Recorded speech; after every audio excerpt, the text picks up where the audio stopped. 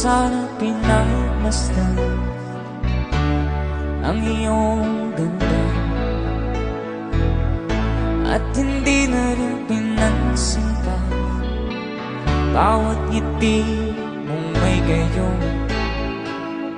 Dahil sa kala ko di ako iibig sa'yo, ikaw pala ang aakit sa puso ko.